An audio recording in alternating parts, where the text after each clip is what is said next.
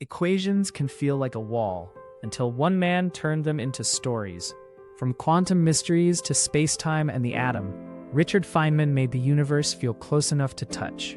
Richard Feynman was born in 1918 in Queens, New York. As a boy, he took radios apart, rebuilt them, and learned to trust experiments more than authority. He taught himself to calculate, to question, and to explain, always chasing the simplest, truest picture underneath the problem. Feynman raced through MIT and Princeton, solving problems with a mix of speed, intuition, and fearless creativity. During World War II, he joined the Manhattan Project at Los Alamos, helping build the first atomic bombs, while wrestling with the moral weight of discovery. He became famous for cracking safes, testing systems, finding weaknesses, and proving that curiosity can be a tool as sharp as any key. After the war, Feynman reshaped quantum electrodynamics, explaining how light and matter interact with stunning precision. He introduced a new way to think about motion. Not one path, but every possible path, each whispering its own probability. Then came the diagrams, simple drawings that let physicists see interactions at a glance, turning complexity into clarity.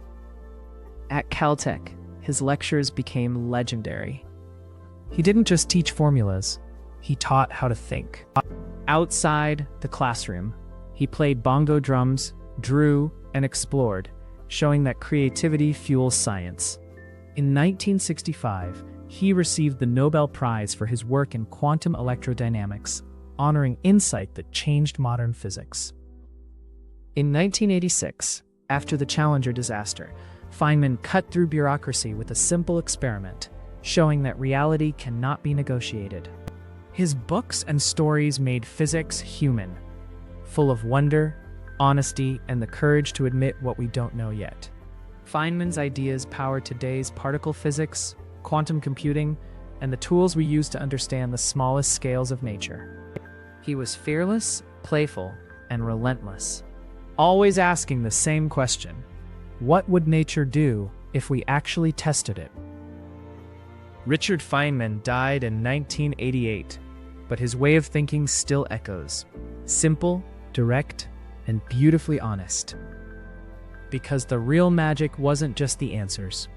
It was the curiosity that refused to stop asking.